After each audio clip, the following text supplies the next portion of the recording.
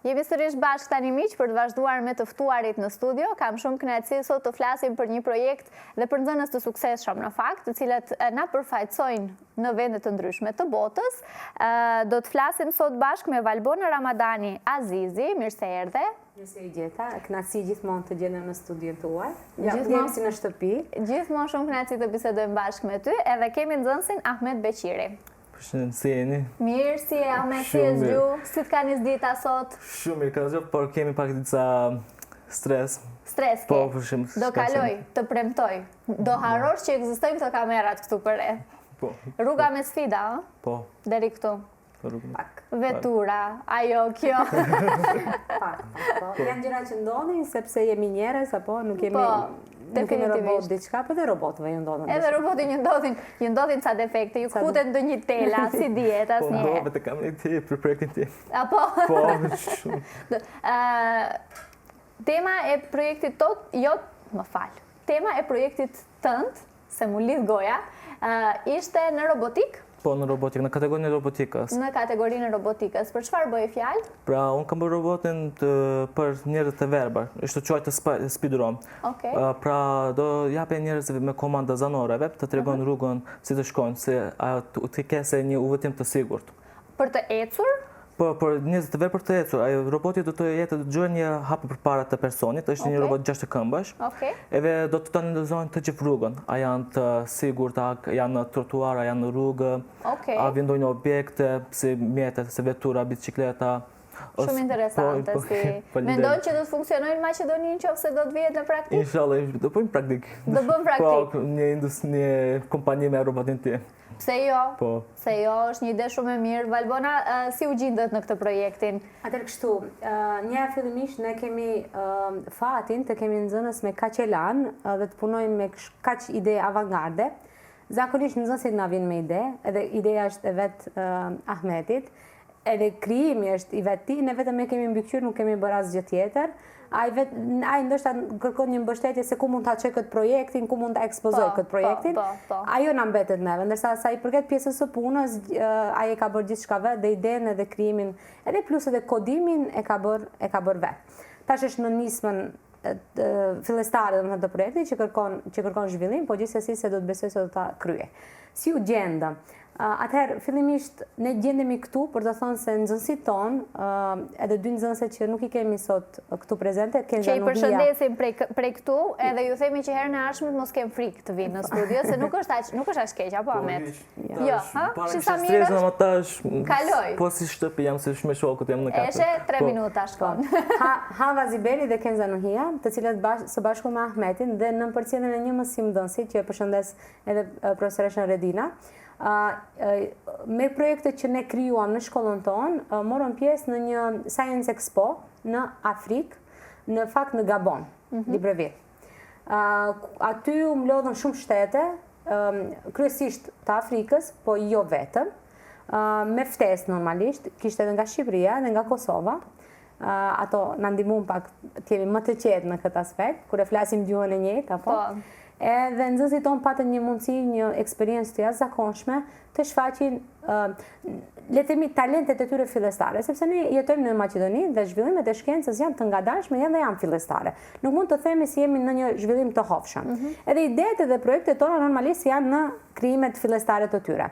Po për nxënësit kjo është një gjë shumë e mirë, sepse kur shkojnë jashtë dhe shohin expo të tilla, marrin ide dhe marrin përvoja për ku mund të vazhdojnë më tutje. Kjo na ndihmon edhe neve që ti mentorojmë dhe tu ndihmojmë më lehtë, sepse edhe ne nuk e dim ku është bota nëse edhe ne nuk udhtojmë. Absolutisht. Po, tash ato na sollën eksperiencat, e dim çfarë kanë parë dhe ne e dim se çka duhet dhe për çfarë kemi nevojë. Po, sepse këto nxënësit janë nxënësit e botës. Edhe nëse ne nuk jemi në hap me zhvillimin e shkencës, sikurse bota, ne do të mbetemi mbrapa.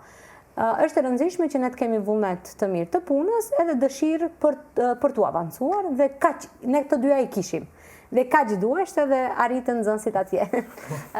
Valbon, ti vetë je një prej vajzave të pakta që studion shkencë, ka studiuar shkencë, vazhdon të merresh me shkencë, ndërkohë që më the që keni 2 vajza tjera që kanë aplikuar me 2 projekte tjera. Vazhdojnë vajzat të jenë pak më të interesuara në këto kohët e fundit për shkencën, për STEM-in në përgjithësi? Po, dhe më vjen mirë që e përmende, unë e kisha mendu, po ndodhi rastësisht, po. Kenza Nuhia, që duhet të ishte këtu, është nxënësja me të cilën kam bashkëpunu prej klasën e 6, i kam dhënë mësim prej atëherë, edhe në klasë të 8, me të kam bashkëpunu në aspektin e shkencës edhe në gara STEM, që janë International Olympiad, edhe ne për çdo vit me shkollën tonë, me nxënësit tonë marrim pjesë, dhe Kenza ka qenë një prej nxënësve të para në Maqedoni që ka marrë Golden Medal. Në STEM, flasim. Dhe ka vazhduar të marrë Golden Medal për 3 vite me radhë edhe këtë vit po ashtu. Ndërsa nxënësja Hava Ziberi për herë të parë po jam mësim dhe për herë të parë bashkëpunojmë.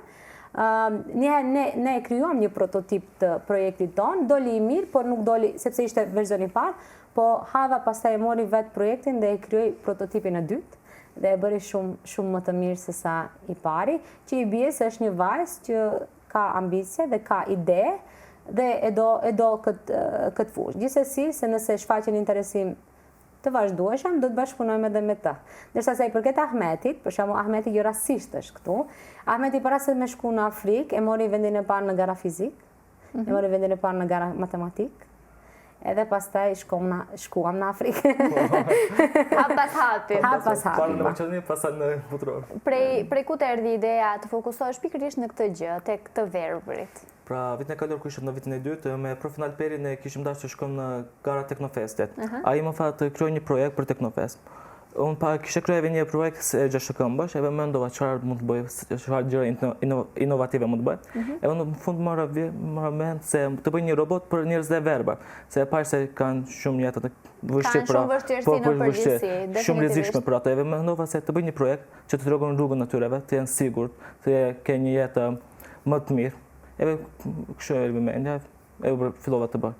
Absolutisht, një gjë shumë e nevojshme. Mendon ta vazhdosh më tutje si projekt ta zhvillosh? Mendoj të zhvilloj më shumë speedrunin, por e dua të bëj projekte të ndryshe. Edhe projekte ndryshe. Ke një farë ideje se për çfarë? Deri tash jo, ama mundet në ardhmen. Në të ardhmen të shohish se ku do fokusohesh saktësisht. Më tregon njerëz si keni kaluar në Afrikë. Jo gjithkush shkon në Afrikë. Ka njerëz që se shkelin kurat vend, gjithë jetën e tyre, ju keni shkuar, sa vjeç je? 17. 17. Në 17 vjeç ke shkuar në Afrikë? Po. Si ishte eksperienca? Pra, Afrika ishte një eksperiencë përvoja krejtësisht ndryshe. Pra, u pam kultura të ndryshme, njerëzit me tradita unike, dhe ushqimet që nuk kishin asnjë ngjashmëri me kulturën tonë. Ngelët unët pak, kështu? Pak. Se e kemi vështirësinë e të përshtatemi me ushqimet të tjera. Po, ishin shumë ndryshe se Jonas. Kisha e vetë oriza ma pak ndryshe. Edhe oriza? Po. Orizin e hamne, s'ka që... Pra, edhe kemi qenë në Gabon, ishte në vjen e Ekuatorit, edhe moti ishte ndryshe. Pra, ishte shumë zefat dhe kishte lagështi, që nuk kemi mësuar prej maqyne që nuk kemi ashtu kështi.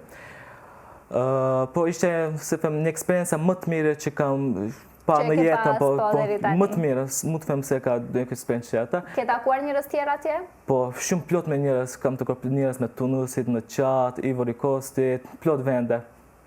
Po këta tanët Kosovë-Shqipërisi ishin? Po, edhe ma tonë. Me qëfar aplikuan ata? Të njëjtave sfera ishin në projektet, që ose e di? Pra, disa ishin për agrikulturën, teknologi agrikulturës, disa ishin për inteligencën artificiale, vetëm njëri prej atyre ishin me mo në robotika. Në robotik. Po. Okej, e qartë. Të flasim pak edhe për 2 projekte tjera të vajzave, dhe pse si kemi në studio, ishin në ekologi të fokusuar, apo? Po, dhe me thënë, nëse bëjmë fjalë për projektin e Hava Ziberit, ajo kishte të bëjmë me një projekt i quhet Carbon Absorber. Ne dim se produktet e karbonit në qoftë se lëshrohen në atmosferë, do të jenë edhe të dëmshme, edhe do duhet që këto që këto gazrat të absorbohen në një farë mënyrë, të krijojmë një instrument i cili do t'i përthith jo vetëm gazrat e karbonit, po të gjejmë një mënyrë tjetër që krejt ne në Maqedoni e dim gjendje për shembull me grimcat P-10. Se mos e gjejmë një zgjidhje që këto grimca P-10 të absorbohen dhe të largohen nga ajri që nuk duhet të jenë prezent. Edhe carbon absorber e ka këtë qëllim, domethënë qëllim ekologjik që ndihmon njerëzve në përmirësimin e mirëqenies së tyre jetësore, duke kapur grimcat e karbonit dhe duke i larguar ato në një mjedis tjetër ose në një mënyrë tjetër, normalisht duke përdorur rrymën elektrike ose burimen elektrike si mjet ndihmës për absorbim të tyre. Ndërsa edhe projekti tjetër kishte të bëjë pikërisht me ndotjen është air pollution. Edhe ajo e kishte të bëjë që nuk ka të bëjë kryesisht me ndonjë grimc konkrete, por për shembull në një hapësirë më të vogël ne kemi kështu aspirator, le themi, po kjo ishte një model pak më i avancuar, le themi, i cili duhet të përpunohet, ku të pastrojmë hapësira të ndryshme nga ndotja që mund të ekzistojë. Nuk e dia do të mundet të krijojë ndonjë instrument aq i madh sa ta pastroj krejt ajrin në krejt botën, por në një hapësirë të vogël, për shembull sikurse në studio ose në një klas, është e mundshme dhe është e nevojshme. Mendoj se një ajër i pastër na bën njerëz më të lumtur, prandaj në Maqedoni nuk jemi shumë të lumtur. Nuk jemi shumë të lumtur, definitivisht. Nuk jemi. Në moment që zgjohesh dhe ndjen atë erën e keqe, gjithsesi se nuk të bën të lumtur. Unë sot e kam shuar këtë këtu në studio që të filtroj ajrin, nuk e di nëse si e bën dhe sa e bën, po uroj që t'jeni të lumtur këtu në studio të paktën. Po. Domethënë ne flasim e kthejmë në shaka, është provuar shkencërisht se një ajër i pastër ndikon në një zhvillim normal të trupit edhe prandaj është shumë i rëndësishëm dhe jo vetëm për njerëzit, për krejt ekosistemin. Absolutisht. Dhe ky do të ishte edhe bota është e drejtuar në këto hullumtime, në drejtimin ekologjik dhe në zhvillimin e projekteve të cilat do të gjejnë zgjidhje të përhershme në lullëzimin e botës, në lullëzimin e tokës, sepse një herë shkatruam, tani ta rindërtojmë, absolutisht. Më thej që ka pasur edhe shumë projekte tjera, të cilat s'kan qenë pjesë e këtij projekti në Afrikë, mirë po gjithsesi keni pasur edhe të tjera prototipe, nëse mund ta them, ose ide. Ku kanë qenë të fokusuara kryesisht? Domethënë kryesisht të gjitha kanë qenë në ekologi. Për shembull një projekt ka qenë me riciklim, riciklimin e plastikës, edhe kthimin e saj në mjetet të cilat ndoshta në përditshmëri do të na ndihmonin. Për shembull, një prej tyre është krijimi i një destilatori. Për shembull, shkollat e ndryshme të vendeve të botës ndoshta nuk mund të sigurojnë një aparat destilimi për demonstrim të shkencës. Dhe ato mund të gjejnë një zgjidhje duke ricikluar plastika të ndryshme, duke gjetur mjete andej këndej dhe mund të krijojnë një instrument të paktën sa për t'i shpjeguar nxënësit se ky procesi kimik që ti nuk ke mundësi ta shohësh, po ke mundësi ta shohësh në këtë nivel. Kishte të bëjë më shumë me riciklimin e plastikës. Projekte të tjera kishin të bëjnë me filtrimin e ujit. Projekti tjetër kishte bëjë krijimi i energjisë elektrike nga era, domethënë mullit e erës, që në Maqedoni mendoj se duhet jetë një projekt që duhet të jetë prezent. Ne kemi një klim shumë të mirë, një relief shumë të mirë dhe na lejon të bëjmë një gjë të tillë. Dhe pse jo të jemi të jetë në dispozicion të njerëzve. Ne zakonisht ankohemi për shpenzimet e rrymës elektrike, por ne nuk kemi rrymë bio që e krijon. Domethënë nuk përdorim solar panel, nuk përdorim mullit e erës, nuk përdorim domethënë diellin këto burime të ripërtrishme, që ti kemi në dispozicion dhe pastaj rrymën ta kemi më lirë dhe në favorin tonë. Po këto do të ishin ide, domethënë këto janë idetë e para fillestare të nxënësve tonë që në të ardhmen, ndonjëherë duken gjëra shumë të thjeshta në letër dhe në pari. Po të krijosh, të mbjellësh një ide te një person, unë nuk e di e ke pa filmin 5th of November apo Vendetta. Aty e thot atë konceptin të mbjellësh një ide te personi tjetër. Edhe ky është qëllimi joni mësimdhënies. Ndoshta unë nuk jam shumë e mirë le themi në aspektin e krijimit dhe inxhinierisë, po të mbjellësh një ide të krijimit dhe inxhinierisë të një nxënës dhe ai në të ardhmen ta kujtoj. Nuk është patjetër të merret me atë punë, po ta kujtoj dhe ta zhvilloj. Ajo vetëm se është një investim në të ardhmen e vendit tonë. Definitivisht. Kemi të rinj të cilët kanë ide të tilla? Kanë. Normalisht fëmijët zakonisht kanë nevojë për mentorime, kanë nevojë për këshillime.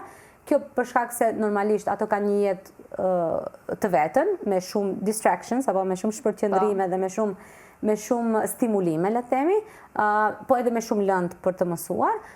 Shpesh vetëm duhet t'i kanalizojmë, t'i mentorojmë, po ato e bëjnë vetë krejt puna. Në momentin që ti e marrish për dorë, le të themi, dhe udhëzojsh, ato e bëjnë vetë punën dhe kanë kapacitetin e mundshëm dhe të nevojshëm.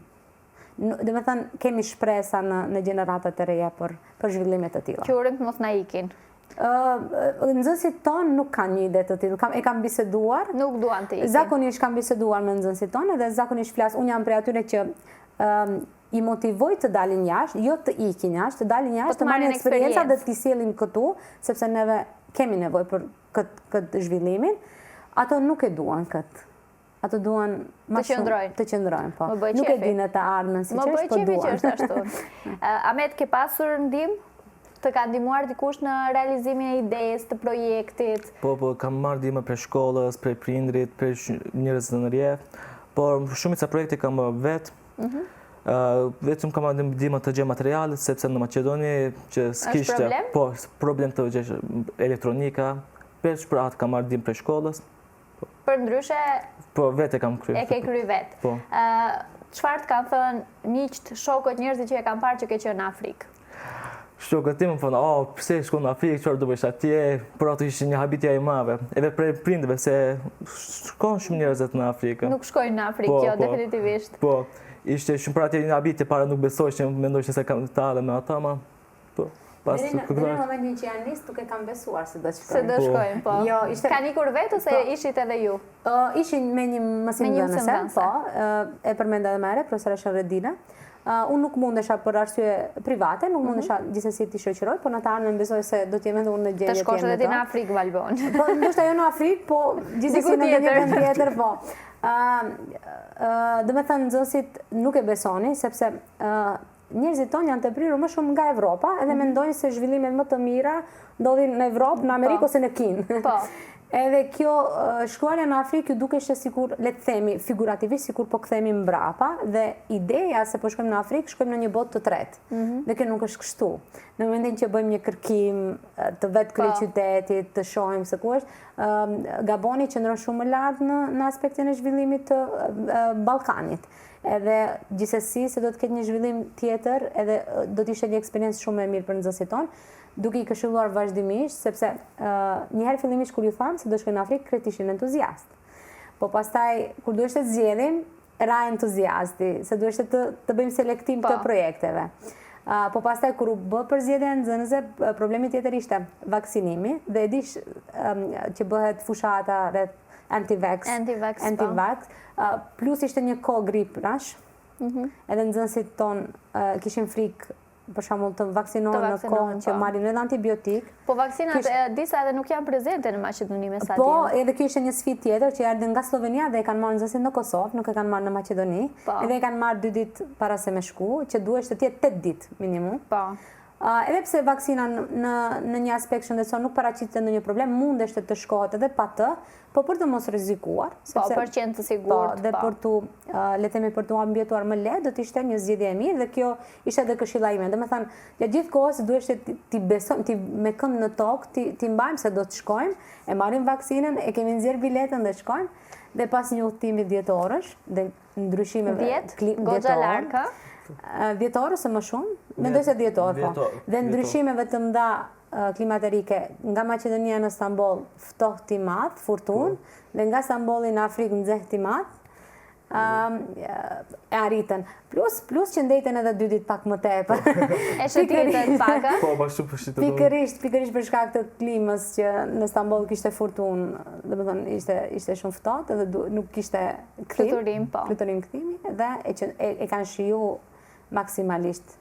Ka qenë një eksperiencë për to, unë jam shumë, këto janë fëmijë edhe nxënës, edhe këto nuk e din ngjarjet e tyre në këtë moment sa kanë impakt në jetën e. Unë jam shumë e gëzuar, dhe këto do ta shohin kur do të jenë 30 vjeç, normalisht nëse kanë investuar në karrierën e tyre, nëse kanë investuar në jetën e tyre, qoftë personale, sidoqoftë, do ta shohin impaktin e këtij udhtimi në jetën e tyre. Absolutisht. Edhe shpresoj të jetë për herë për pozitiv, sepse ndonjëherë mund të ndodhë edhe negativisht, po mendoj se do të ketë një impakt të madh pozitiv në zhvillimin e tyre të karrierës. Absolutisht. Çfarë kishte ndryshe gaboni nga Maqedonia? Ndryshe çfarë kishte. Pra arsi Gaboni kishte ujë nxehtë që ne nuk kemi. Ujë nxehtë. Po. Okej. Qatë nuk Ujë kemi. detit, mendoj, ujë oqeanit në Po fakt. nxehtë kur lash. Ujë të nxehtë kur lahesh, s'ka Po, fjalë. unë në Maqedoni nuk kemi atë. Atje ishte një vit e parë që kam pa. Po disa gjëra kishim të njëjta, pra se prova Gaboni ishte një shtet të zhvilluar të Afrikës, nuk ishte shumë ndryshe për Maqedoninë, veç moti edhe vendi, mjedisi ishte ndryshe. Okej, si ishte shumë ndryshe për Po, Maqedonisë? Ju ishit si në shtëpi, domethënë. Jo, nuk ishte shumë ashtu. Nuk ishte bashkë si shtëpi. Vendin e njerëz bashkë që ishte njerëz të nxehtë. Po E qartë. ama kishin tradita shumë ndryshe, edhe pra kishin probleme me gjuhën se atje vetëm frangjisht folshin, anglisht nuk dishin. Ju frëngjisht Hiç. Ne flasim anglisht. anglisht, po. Gjermanisht. Gjermanisht, anglisht, po. E qartë. Do vazhdoni Valbon të konkuroni në projekte të tilla, të merrni pjesë, sepse është shumë e rëndësishme fundja edhe ta vendosim Maqedoninë e Veriut në hartë të këto projekte, për të thënë që jemi këtu. Është shumë e rëndësishme dhe ky është qëllimi jonë. Normalisht duhet punojmë hapa të ngadalt edhe të sigurt, po gjithsesi se duhet ta bëjmë dhe duhet ta trashëgojmë, sepse nuk mundem ta bëj vetëm unë ose koleget e mia, duhet ta trashëgojmë dhe të gjithë ta marrim me seriozitet këtë çka po thua ti, të vendosim Maqedoninë në një hartë ku janë shtetet të zhvilluara në shkencë. Po, le të themi se me mbështetjen e shkollës Maarif, ne kemi fat të them të drejtën, se punojmë në një shkollë private. Domethënë, shkolla Maarif International Schools përdorën të gjithë resurset e nevojshme që të na motivojnë dhe të na mbështesë neve në këto zhvillime, sado pak të vogla që mund të jenë. Me që e përmenden, a duam? Po. Bile...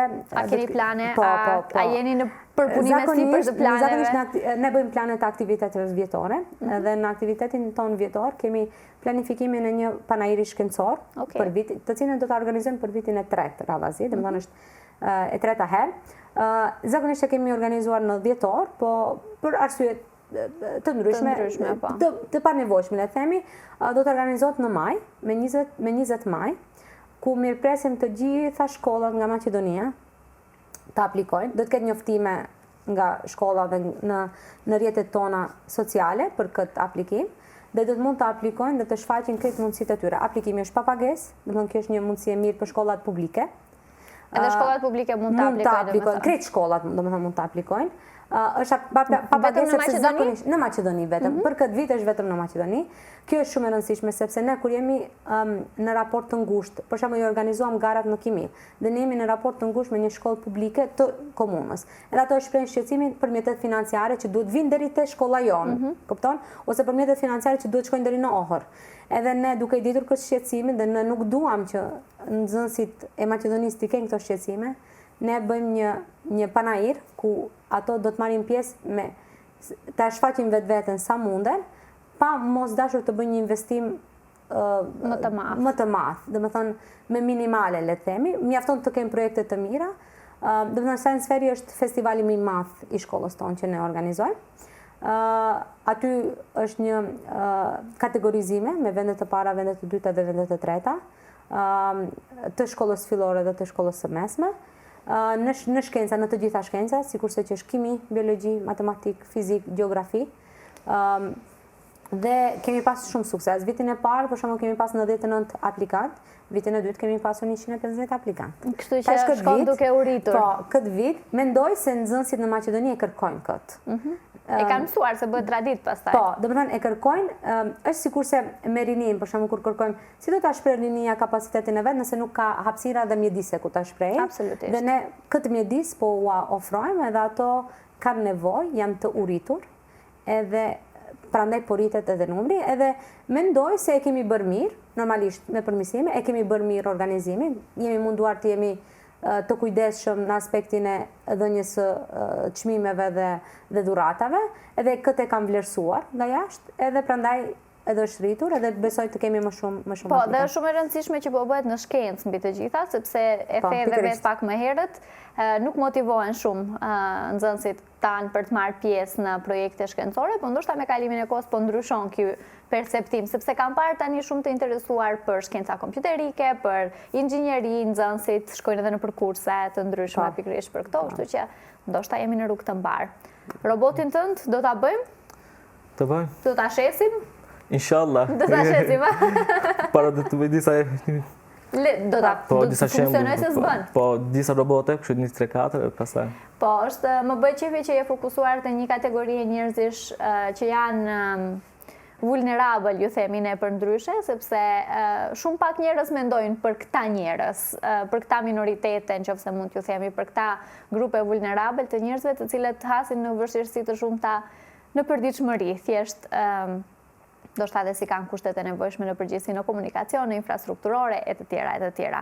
Unë ju falenderoj shumë, nuk e di nëse kanë ngelur diçka tjetër pa thënë. Po, unë do të kisha dashur të shtoj, domethënë në shkollën tonë me datën 26 prill e kemi provimin e bursës, që quhet Magis, ku mund të aplikojnë edhe në Tetov, edhe në Shkup, ku mund të aplikojnë të gjithë nxënësit që duan të jenë pjesë e shkollës tonë, dhe bursa arrihet deri në 100%. Është diçka arir, e kanë arritur. Edhe nëse vetëm kanë dëshirë që të jenë pjesë e jona, mendoj se do të bëjnë mirë të jenë pjesë e jona, jo për shkak të numrit që ato mund të sjellin te ne, por për shkak të cilësisë që ne ju ofrojmë atyre dhe për kushtimin që ne po ju japim. Dhe ne kemi nevojë për nxënës të mirë, kemi nevojë për nxënës që janë të uritur për zhvillim dhe jo vetëm në shkencë, por në çdo kategori. Absolutisht. Ne kemi nevojë për njerëz të suksesshëm. Të na bëjnë krenar kudo që marrin pjesë, të jenë të suksesshëm, të jenë të motivuar për mësim. Shumë suksese ty Amet, edhe vajzave që si kemi në studio, po edhe gjithë nxënësve që kanë ide, që kanë aspirata, janë të motivuar për të marrë pjesë në shkencë. Ju falenderoj shumë që keni qenë sot pjesë e emisionit të mëngjesit. Shumë kënaqësi për mua, Valbon gjithmonë kënaqësi. Amet, falenderit shumë. Unë falenderoj. Faleminderit shumë, Rita. Kënaqësi, besoj do të themi prap, nëse doni mund ta ndiqni sa në sferin jeni prezent, jeni të ftuar. Me shumë kënaqësi. Besoj që do jemi aty se s'kemi ku, edhe ne jemi aty ku ndodhin gjërat, kështu që me siguri do t'ju vizitojmë. Faleminderit shumë edhe një herë.